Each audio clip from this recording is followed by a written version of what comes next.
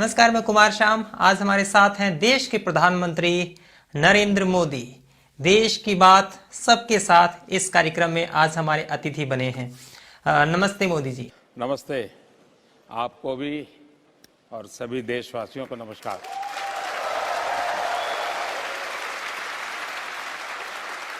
ये खास इंटरव्यू शुरू करूं उससे पहले मैं आपको कुछ तस्वीरें दिखाना चाहता हूं। देश की हकीकत, देश के दर्द को और देश की पीड़ा को।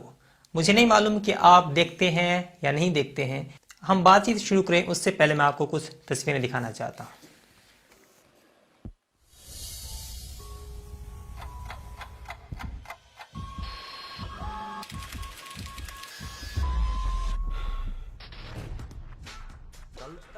वोट लेता है मोदी, किस बात की लेता है ये वोट? दुनिया को मारने के लिए वोट ले रहा है। सारे देश बर्बाद कर दिया, सबके घर में चिताएं जला दी इसने।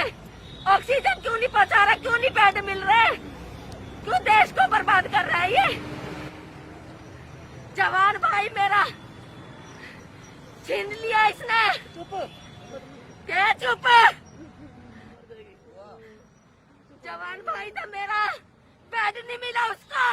पूरे दिल्ली में घूम लिए उसको ले लेके, उसको बेड नहीं मिला, ऑक्सीजन नहीं मिली।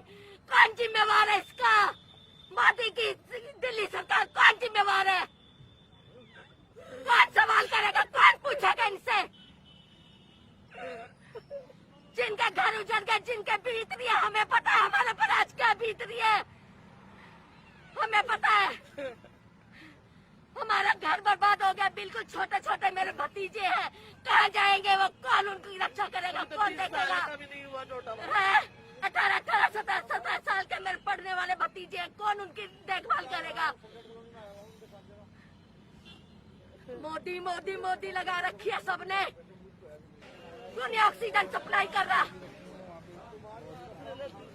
क्यों नहीं भेज रहा सिलेंडर सबको?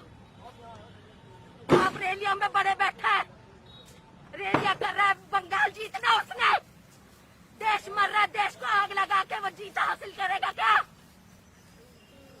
किसकी चिताओं पे जीत हासिल कर रहा है क्या? हम सबकी चिताओं पे राजनीति कर रहे हैं क्या? हमारी चिताओं पे तमाशा देख रहा है वो। प्रधानमंत्री जी, पहले तो मैं आपसे ये कहना चाहता हूं कि एक तो आप इंटरव्यूज़ बहुत कम देते हैं, और देते भी हैं तो आप उन्हीं लोगों को देते हैं जो आपको पसंद है, जैसे चौधरी साहब हो गए। तो हमें कुछ इसी तरह से इंटरव्यू करने होंगे, क्या करें, आप तक बात पहुंचानी है। तो मेरा पहला सवाल है कि जो देश के अंदर हालात बने हैं, उन हालातों से आपको पीड़ा नहीं होती? इन तस्वीरों, इन शब्दों से निराशा नहीं होती? निराशा का सवाल है।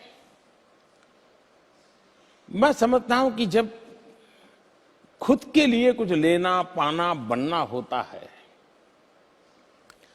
तब वो आशा और निराशा से जुड़ जाता है।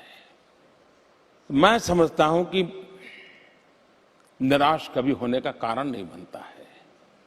आपको मालूम था कि देश के अंदर कोरोना की दूसरी लहर आ चुकी है और हालात दिन ब दिन बिगड़ते जा रहे थे, उसके बावजूद आप बंगाल के अंदर रैलियां कर रहे थे। तो देश जानना चाहता है कि सत्ता का इतना भी क्या लोभ, आपको संतोष नहीं है? आप प्रधानमंत्री तो बन चुके हैं, और आप कहां जाना चाहते हैं? मैं इसको जरा अलग तरीके से देखता हूं। जिस पल संतोष का भाव पैदा हो जाता है, बहुत हो गया, चलो यार इसी से गुजारा कर लेंगे, तो जिंदगी कभी आगे बढ़ती नहीं है। और आपने देखा होगा, जिसके घर में साइकिल है उसका मन करता है स्कूटर आ जाए तो अच्छा है, स्कूटर है तो मन करता है यार 4 व्हीलर आ जाए तो अच्छा है। ये अगर जज्बा ही नहीं है तो कल साइकिल भी चली जाएगी तो कहेगा छोड़ो यार बस पे चले जाएंगे, तो वो जिंदगी नहीं है। ऐसे समय में आपकी जिम्मेदारी बनती है कि आप कुछ करें, सरकार कुछ करे, कुछ ठोस काम करे। अगर ये कोई सोचता है कि सरकार देश बदल देगी, सरकार विकास कर देगी, आजादी के बाद एक ऐसा माहौल बन गया, अब आजाद हो गए, सब सरकार करेगी।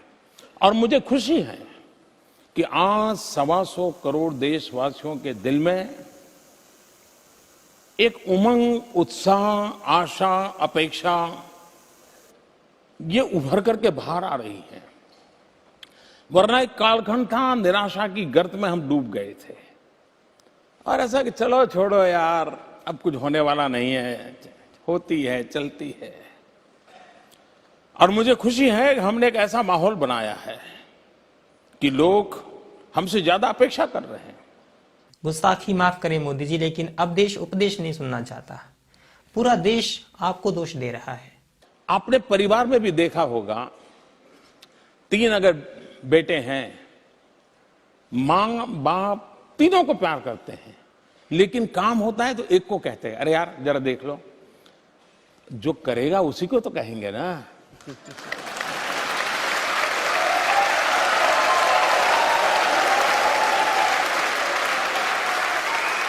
अगर आज देश मुझसे ज्यादा अपेक्षा रखता है, इसलिए रखता है कि उनको भरोसा है यार, आज नहीं तो कल उसके दिमाग में भर दो, कभी तो करके रहेगा ये।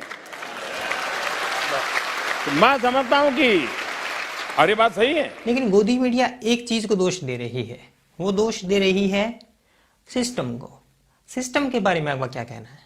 कि छोड़ो यार, कुछ होने वाला नहीं है, सरकार बेकार है, नियम बेकार है, कानून बेकार है, ब्यूरोक्रेसी बेकार है, तौर तरीके बेकार है।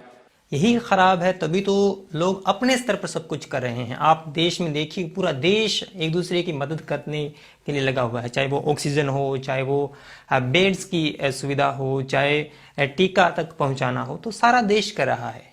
इस पर आप क्या कहेंगे? कि देश ने कभी सोचा नहीं था कि ये देश इतनी तेज गति से काम कर सकता है। वरना मान लिया था, पहले इंक्रीमेंटल चेंज हो जाए तो भी संतोष हो जाता था, यार चलो यार हो गया। अब उसको नहीं होता है, उसको लगता है अरे साहब। चारों ओर नजर घुमा के देखिए सर, लोग मर रहे हैं। देखिए, आप 1857 से ले लीजिए 1947 तक, उसके पहले भी जा सकते हैं, लेकिन मैं 1857 पे जाता हूं, जब प्रथम स्वतंत्र संग्राम हुआ 1857 का। आप कोई भी साल उठा लीजिए, 100 साल में कोई भी साल उठा लीजिए, हिंदुस्तान का कोई भी कोना उठा लीजिए, कोई न कोई देश की आजादी के लिए शहीद हुआ है, देश की आजादी के लिए मर मिटने के लिए कुछ न कुछ किया है। किसी न किसी नौजवान ने अपनी जिंदगी जेल में बिता दी है। मतलब आजादी का संघर्ष किसी भी समय, किसी भी कोने में रुका नहीं था। लोग आते थे, भिड़ते थे, शहादत मोल लेते थे, आजादी की बात चलती रहती थी। सर, आप इतिहास पढ़ाने लग गए। मैं बड़ी ही सम्मान के साथ, बड़ी ही जिम्मेदारी के साथ आपसे पूछता हूं कि देश के अंदर कोविड के मामले कितना तेज गति से बढ़ रहे हैं। लोगों के मरने की संख्या देखिए आप, कितने तेज गति से बढ़ रहे हैं। मैं दूसरे प्रकार का इंसान हूं। मैं कभी कभी कहता था, अगर एक ग्लास में आधा भरा हुआ है तो एक व्यक्ति मिलेगा जो कहेगा ग्लास आधा है, दूसरा कहेगा ग्लास आधा भरा हुआ है, एक कहेगा आधा खाली है। मुझे कोई पूछता है तो मैं कहता हूं आधा पानी से भरा है, आधा हवा से भरा है।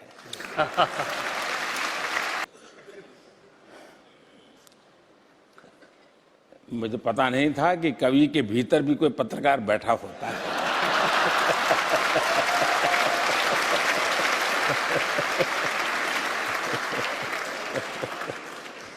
सवाल तो पूछने होते हैं सर, यही लोकतंत्र की निशानी है। और आपको जनता ने वोट दिया है, दरअसल आप चुने हुए नेता।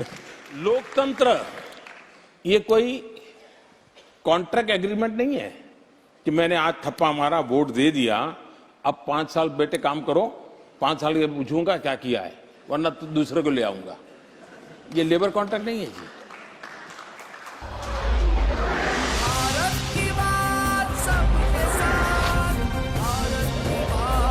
दी हिंद की वीडियोस देखने के लिए चैनल को सब्सक्राइब कीजिए और नोटिफिकेशंस पाने के लिए बेल आइकन पर क्लिक करें।